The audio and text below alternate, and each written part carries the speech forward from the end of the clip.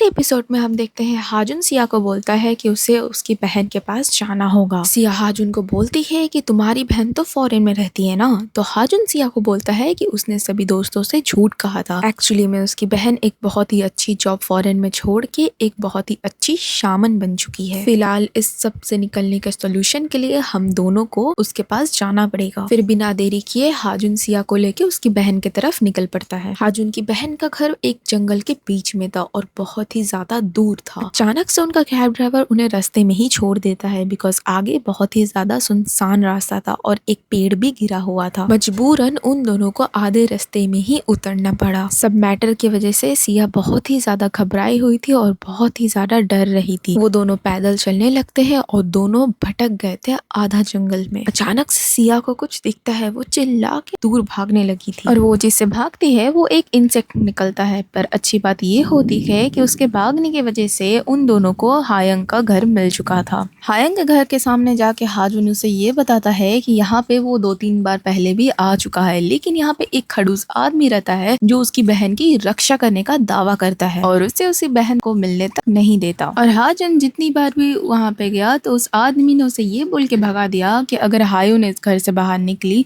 तो वो मर जाएगी। अचानक से एक आदमी, वही आदमी उस घर का गेट खोलता है। अब हमें ये पता चलता है वो आदमी कोई और नहीं था, हायंग का पति था पांगयोल। ये पहली बार होता है कि वो उन दोनों को घर के अंदर बुलाता है। अब आता है कहानी में ट्विस्ट कि ग्वान वो अचानक से सिया को कॉल करता है और पूछता है कि तुम हो कहाँ पे। और ग्वान वो बहुत ही ज्यादा भड़क के उसे पूछने लगता है। वो बहुत ही ज्यादा डेस्परेट रहता है जानने के लिए कि सिया एक्चुअली में है कहाँ पे। इस मोमेंट में हम सबको पता है कि वो एक्चुअली गोनवू नहीं था, वो आत्मा ने उसे कॉल किया था ये पता करने के लिए कि सिया अभी कहाँ पे है। तभी हायंग भाग के सिया के पास आती है और बोलती है कि उसे उसका फोन फेंक देने और कोई भी जवाब नहीं देने। तभी हम देखते हैं कोई आत्मा सिया को कंट्रोल कर लेती है, पजेस कर लेती है। हायंग तब बांगोल को बोलती है रस्सी लाने और रस्सी से वो उसे कंट्रोल करने की कोशिश करती है, लेकिन सिचुएशन बद से बदतर होता जा रहा था। सिया की हालत खराब होते जा रही थी। जो भी आत्मा थी वो बहुत ही ढीठ थी। हायंग रस्सी की मदद से उस फोन को गिराने की बहुत कोशिश कर रही थी। वो आत्मा सिया के गर्दन को इतना घुमा रही थी कि सिया को अब दर्द होने लगा था। एट लास्ट हायंग ने फोन को गिरा ही दिया और गिरते ही सिया बेहोश हो गई। हायंग उसके भाई को ये बताती है कि सिया का फोन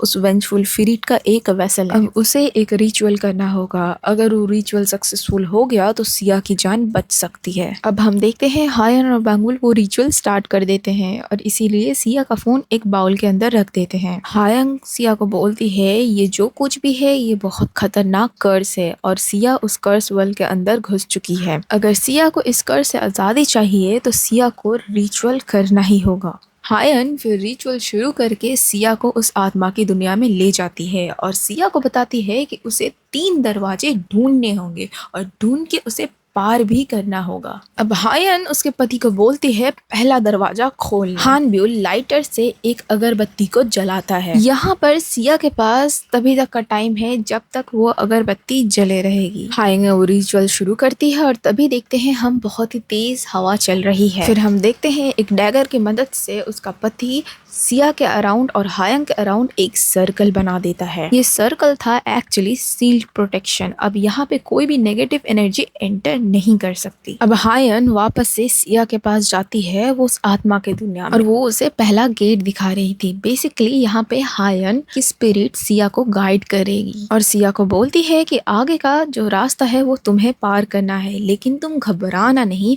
क्योंकि इस रस्सी के जरिए हम दोनों कनेक्टेड रहेंगे। इस पूरे जर्नी में मैं तुम्हारे साथ रहने वाली हूँ, तो तुम बिल्कुल घबराना नहीं। वो रस्सी जो था सिया के कलाई से हायंग के कलाई पे बंधा हुआ था। हायन सिया को एक वार्निंग भी देती है कि कुछ भी हो जाए तुम पीछे मुड़ के मुझे मत देखना। पीछे मुड़ने के लिए तुम्हें बहुत ही ज्यादा आगे फोर्स किया जाएगा। अगर तुम पीछे देख लेती हो तो वो आत्मा भी मुझे देख लेगी। अगर वो आत्मा हायन को देख लेती है तो हायन सिया की मदद बिल्कुल नहीं कर सकती। अब हम देखते हैं कि हायन एक डिवाइन मार्क्स पहनती है और सिया पहला दरवाजा खोलती है। दरवाजा खोलते ही वो अपने स्कूल में पहुंच जाती है। वहाँ पे बिल्कुल खामोशी थी। फिर हम देखते हैं कि वो आत्मा ग्योनवुक के रूप में सिया को बहुत ही ज्यादा डराने की की कोशिश कर रही होती है। ये वाला सीन बहुत ही ज्यादा डरावना होता है सिया के लिए, बिकॉज वो उसका दोस्त था।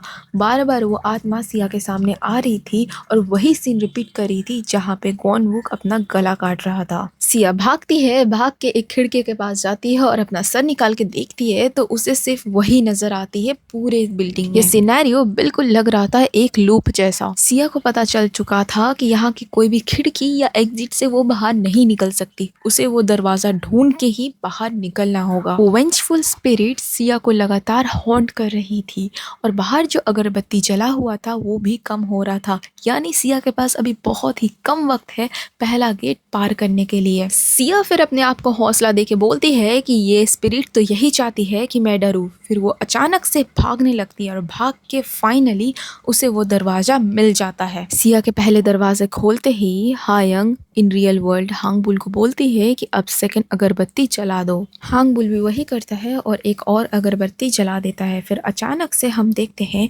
सिया पास्ट में जा चुकी है, जहाँ पे उसका पास्ट रिफ्लेक्ट हो रहा था जब वो बच्ची थी। एक्चुअली में वो उसका पापा का कार था जहाँ पे उसकी फैमिली की एक्सीडेंट हुई थी। उस मोमेंट में देखते हैं कि कार के अंदर उसके माता पिता बहुत ही ज्यादा बुरी हालत में थी और उसकी मम्मी का तो डेथ हो गया था। अचानक से एक्सीडेंट का पहले का फ्लैशबैक आता है कि उसके पापा गाड़ी चला रहे थे और सिया उसके पापा से बात कर रही थी।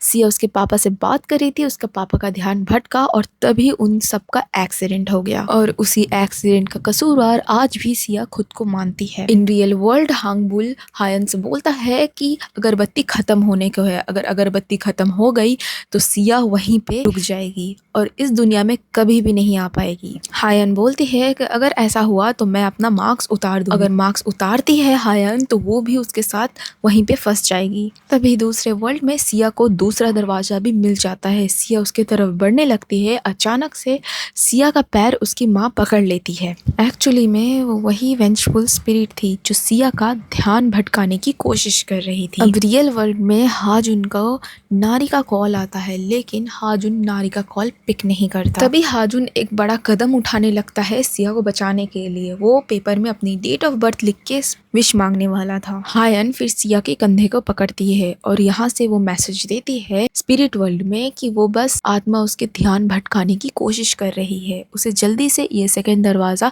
क्रॉस करना होगा। इस मोमेंट में सिया बहुत ही ज्यादा इमोशनली वीक थी बिकॉज वो उसके माता पिता थे और आत्मा भी यही चाहती थी। हायन की आवाज सुनते ही सिया होश में आई और जल्दी भागने लगी सेकंड दरवाजा को क्रॉस करने के लिए। अब जैसे ही वो सेकंड दरवाजा को पार करती है वो होश में आ जाती है और वो खुद को देखती है हायंग के घर पे, जहाँ पे उसके सामने हायंग का हस्बैंड होता है और हाजुन होता है और वो दोनों उसे बोलते हैं कि हायन बहुत थक चुकी है और वो अपने कमरे में आराम कर रही है। सिया को डाउट होने लगता है और तभी सिया के माइंड में हायंग की आवाज आती है। वो बोलती है कि इन दोनों पे बिलीव मत करो, तुम्हें तीसरा दरवाजा ढूंढना है और उसे पार करना है। लेकिन बांगवुल उसे कहता है कि वो अभी बिल्कुल ठीक है, अगर उसे आवाज आ रही है तो वो आत्मा दूसरे दुनिया से इस दुनिया में आ चुकी है उसके साथ और उसे उस आवाज पे बिलीव करने को मना करता है। लेकिन सिया के माइंड में कॉन्स्टेंटली हायंग का आवाज आ रहा था। ये जो तीसरा सीन था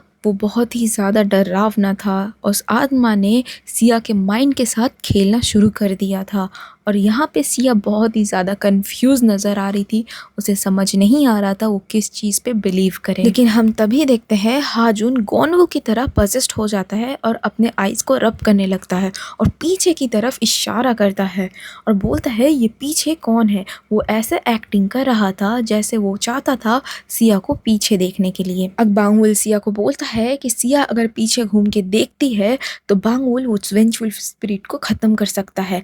लेकिन सिया यहाँ पे बहुत ही ज़्यादा कंफ्यूज नज़र आती है और हाजुन कॉन्स्टेंटली अपने आइज़ को रब कर रहा था और पीछे की तरफ इशारा कर रहा था। सिया जो होती है वो हाजुन की ऐसी हालत को देख नहीं पाती है और वो पीछे घूम के आखिर देख ही लेती है और तभी हमें पता चलता है कि ये सब उस वेंचफुल स्पिरिट की एक चाल थी और उसने आखिर हायंग को देख ही लिया था और इसी वजह से हायंग को अब खून की उल्टी हो जाती है और वो बहुत ही ज्यादा कमजोर हो जाती है। हायन उसके पति को बोलती है कि उसके लिए भी अब वो दरवाजा खोले क्योंकि उसको सिया को बचाने के लिए जाना होगा। लेकिन बांगवुल बोलता है कि अगर वहाँ पे गई तो उसके पास सिर्फ 3 मिनट होंगे वापस आने के लिए।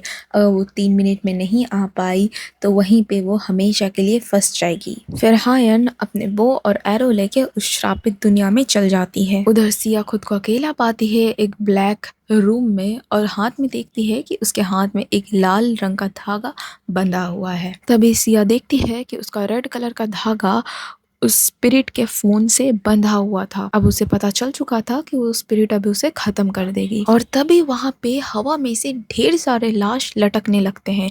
उनके मुंह हाथ पैर सब बंधे हुए थे। एक्चुअली में उस आत्मा ने सिया की आत्मा को इस दुनिया में कैद कर लिया है। अब वो भी सिया को अपने साथ लेके जाएगी। स्टार्टिंग से हम देखते हैं कि सिया तीनों दरवाजा को पार कर लेती तो वो कर्स को खत्म कर सकती थी, लेकिन वो दूसरे दरवाजे को पार करके ही यहाँ पे स्पिरिट वर्ल्ड में रुक चुकी है। और हमें ये भी दिखता है कि सिया को तीसरा दरवाजा भी मिल चुका था, लेकिन वो तीसरा दरवाजा फोन के उस पार था। अब हम देखते हैं कि सिया के आंख और नाक से खून निकल रहा है और तभी वहाँ पे हायंग आ जाती है। हायंग अपने बो और एरो से उस लाल धागे को तोड़ देती है। फिर हायन सिया को लेके उस दरवाजे की तरफ भागने लगती है। बीच में सिया को वो आत्मा पजेस करने की कोशिश करती है और कटर से मारने की कोशिश करती है, लेकिन हायन बहुत ही चालाकी से सिया को उस दुनिया से लेके वापस आ जाती है। जैसे ही वो दोनों उस दुनिया से वापस आते हैं, सिया का फोन का टाइमर रुक चुका था। तभी वो सिया और अपने भाई को बताती है कि अभी के लिए सब सेफ है, लेकिन परमानेंट कुछ भी नहीं बदला। फिर हायन सिया को बोलती है कि जाके अपने कपड़े बदलने के लिए, क्योंकि उस कपड़े को वो जलाने वाली थी, क्योंकि वो कपड़े भी शापित हो गए थे। और जब हायन सिया को बचा रही थी तो उस आत्मा ने हमला किया था। उसकी वजह से हायंग के आर्म्स पे कट लग गया था। तो हम देखते हैं कि वो जो व्हाइट सांप है एक जादुई सांप है। वो सांप ने हायंग के वुंड को बहुत ही इजीली भर दिया। फिर हम देखते हैं हॉस्पिटल में नारी को, जो गोनवू से मिलने जा रही थी। उसे तब डॉक्टर ने बताया कि गोनवू होश में आ चुका है और वो भी बिल्कुल ठीक है। फिर नारी गोनवू से मिलने आ गई। फिर नारी गोनवू को वो वीडियो रिकॉर्डिंग दिखाती है जहाँ पे गोनवू पोजेस्ड हो गया था और वो उसे झूठ बोलती है कि जब से वो हादसा हुआ है सिया और हाजुन उसे मिलना नहीं चाहते। फिर बोंगवुल को हाजुन का वो पेपर मिलता है जहाँ पे हाजुन अपनी डेट ऑफ बर्थ लिख के विश मांगने वाला था। अच्छी बात ये थी कि हाजुन ने विश नहीं मांगी। फिर बोंगवुल हाजुन को बहुत समझाता है कि उसकी बहन पर भरोसा रखने के लिए, और उसकी बहन को बहुत तकलीफ होगी अगर मेहमान बन के उसका भाई आए। फिर वो चारों बैठ के सोचने लगते हैं कि आगे करना क्या है। हायंग फिर बताती है कि उन सबको मेयोंग को ढूंढना होगा। मेयोंग वो चीज है जो वो स्पिरिट उससे कनेक्टेड है, इवेंचुअली वो चीज जो उस आत्मा को इस दुनिया से कनेक्ट करती है। तो हमें ये पता चलता है कि स्टार्टिंग में जो लड़की मरी थी वो हियोंग थी और उसका फोन इस दुनिया में है और वो अभी भी शापित है। इसका मतलब उसकी आत्मा उस फोन से अभी कनेक्टेड है। हायंग सिया को बताती है अगर उस कर्ज से परमानेंटली मुक्ति पाना है तो फिर सिया को उस वर्ल्ड में जाके वो फोन को ले आके खत्म करना है, और ये काम सिया के अलावा कोई नहीं कर सकता क्योंकि सिया इस दुनिया और उस दुनिया से कनेक्टेड है। अब यहाँ पे सिया उस दुनिया से इसीलिए कनेक्टेड है क्योंकि सिया को तीनों दरवाजे उस दुनिया में खुद पार करने थे, लेकिन हायंग ने सिया को चीट कोड करके बचा लिया। अब हम देखते हैं सिया सो रही होती है और उसके मुंह के ऊपर खून के बूंद गिरते हैं। अचानक से सिया घबरा के उठती है और देखती है कि सीलिंग से खून की बारिश हो रही है, और देखते ही देखते सिया उसमें पूरी भीग जाती है। सिया इस दुनिया और उस दुनिया दोनों से कनेक्टेड है और वो कर्ज अभी भी खत्म नहीं हुआ है, और इसे ये पता चलता है कि आगे बहुत ही ज़्यादा कुछ खतरनाक होने वाला है। इसी के साथ हमारा तीसरा एपिसोड भी ख़त्म होता है। अगर आपको मूवी एक्सप्लेनेशन मेरी अच्छी लगती है तो मुझे सपोर्ट करने के लिए प्लीज़ मेरे चैनल को सब्सक्राइब कीजिए और बेल नोटिफिकेशन को ऑन कीजिए। नहीं ऑन करेंगे तो टाइम पे मेरी वीडियो की अपडेट आपको नहीं मिलेगी।